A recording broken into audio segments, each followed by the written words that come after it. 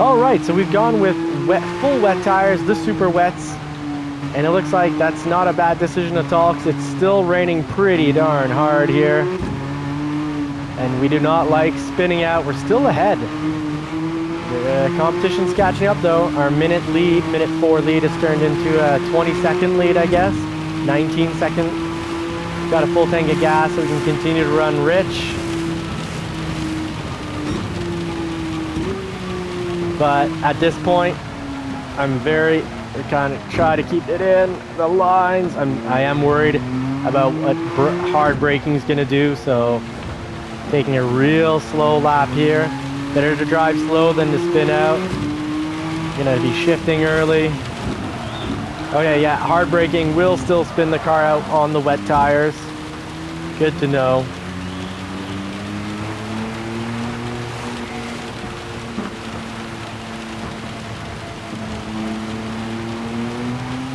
I'm gonna be shifting real early.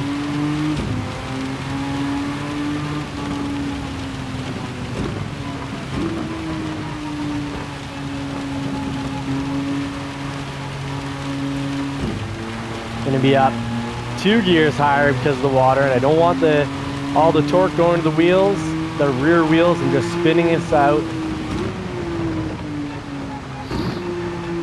Use some engine braking to help slow down the vehicle.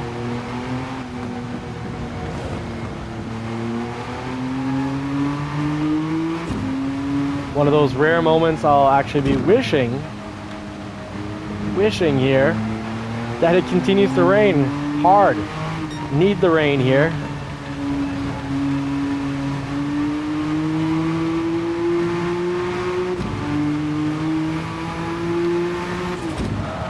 Whoa! Game spun us out. I should have been going slower knowing that they would do a hard brake. But the penalty led to an accident. Because that was not my braking. We know not to brake that hard. Yes, hard rain, come on. That'll be our advantage for anyone that's run intermediate tires. I always want to say intermittent, like intermittent wipers. No, intermediate tires. I mostly actually speak, most of the time, I'd say 95% of the time, I'm speaking French, and I'm almost starting to lose my English, and that's weird because as a kid, I spoke French better than I spoke English. I mean, when I was 4 or 5 years old. Moved out to Ottawa when I was 6, bullied, picked on, beaten up for being a little French kid in Ontario. And for whatever reason, my brain just said, I'm gonna learn English and forget that French stuff. And I had to move, parents moved back to Quebec. We had some sled dogs, 4 sled dogs, and that was the limit for the number of dogs you could have in Ottawa. And well, there's a kind of semi-accidental litter that popped up. And, oh, you're Sunday driver here. You passed me with speed, you're eager, but you're not keeping that speed down now, are you, my friend? So, accidental litter, moved to kind of side of a mountain in Quebec where we could do dog sledding on almost 200 acres. Did a lot of dog sledding growing up.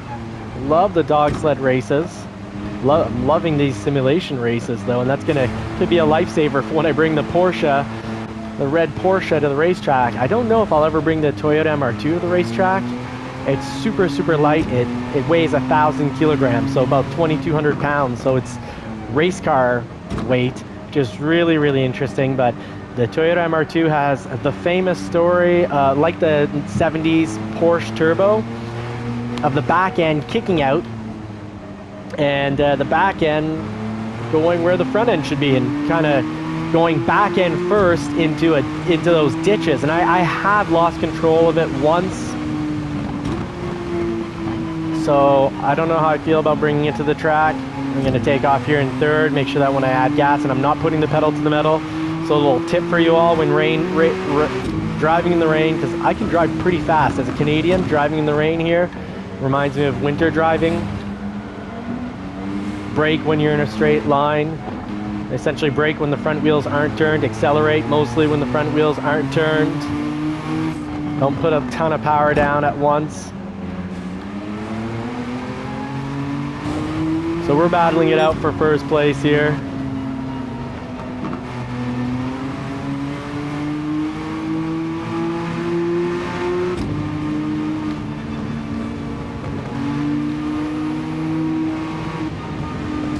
Oh, come on, Viper. It's like, Viper, please drive the proper line and don't brake in front of me. Like this, what's going on? Does he have race tires on or something? Now the question here is, we got super wets on. So if we run them right now, oh, first isn't pitting, I'm not pitting. Follow the pro. Speaking of that, a goal here is to go from a D-class driver to hopefully make it to an A-class driver, at least B-class.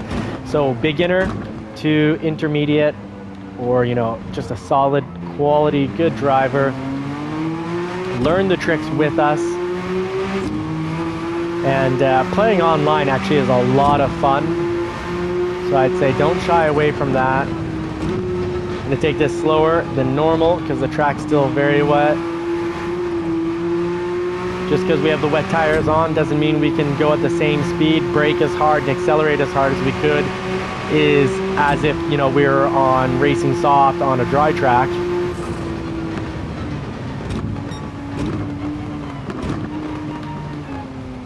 The track is a lot less wet than what it was. Braking indicator does adapt to the wet track conditions.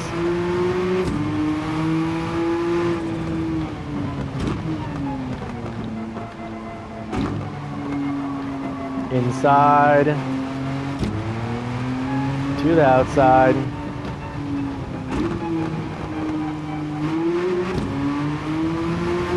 Oh, the track's getting better. Not spinning out by applying throttle.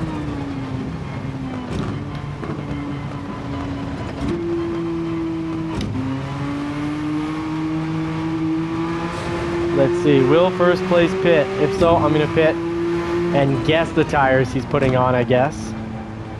But I kind of feel like even if he pits, I wouldn't mind doing one extra lap so that I can go, instead of putting on intermediate tires, put some racing medium if I have access, because I took a GR, because we chose a GR1 car and tuned it down. I know we can't have the racing soft tires. The track's drying up already. Already, if I can stay in the dry spots or the less wet spots, I could be running racing hard, I do believe. We're not going to get too high up on those curves because this very low to the ground GT1 car, the Porsche 962C, does not like, it's low, so it does not like being jumped. Okay, first still isn't pitting, so we're gonna continue to use these race wet tires and see how it turns out for us.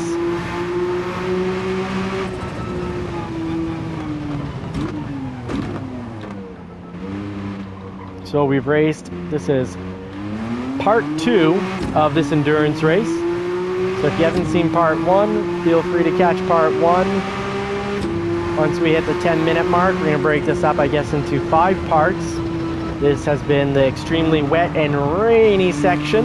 And when we go into pit to switch these wet tires off, that'll be the end of this video. So likely 4 or 5 parts.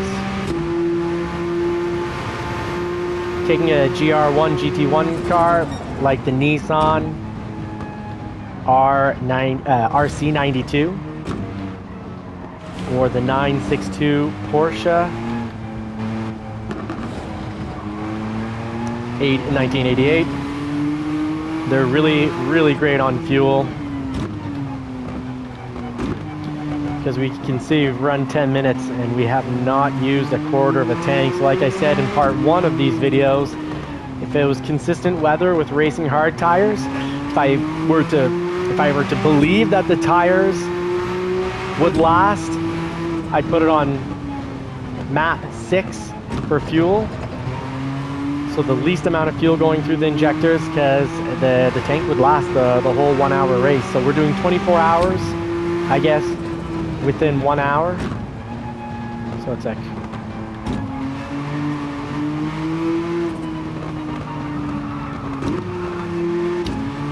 so upshifted there for when I take off to make sure we don't spin out.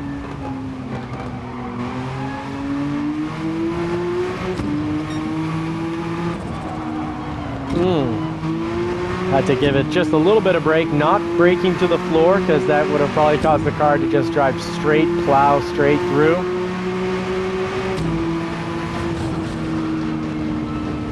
Oh, you're losing a bit of stability there. Oh, I'm sorry, my friend, I'm sorry. That was very accidental. Please, do Subaru STI, Mr. Hizal, do not seek vengeance.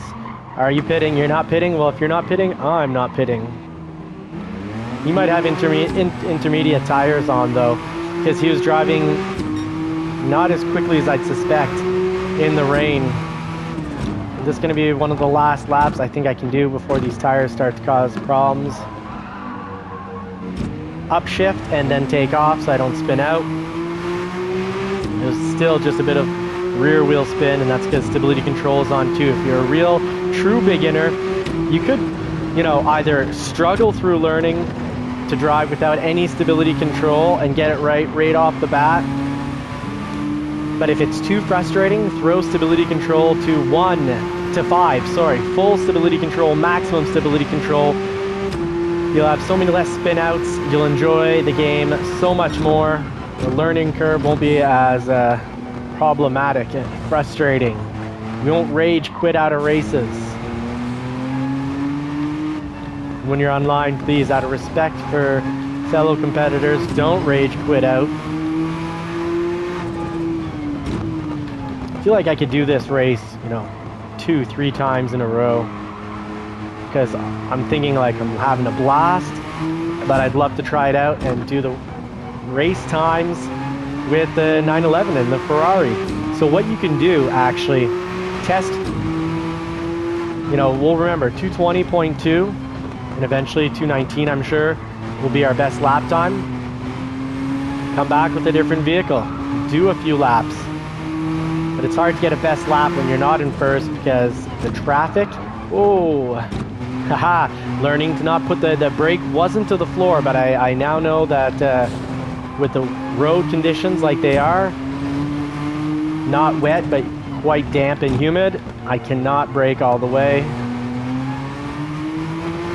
Blue light means I'm coming up on lapping some individuals. Try to stay in the dry section here. Well, we have wet tires, sorry, that's advice if you're running any of the race tires, not these wets. I'm gonna have faith in the wet tires going, ooh, it's a little shaky.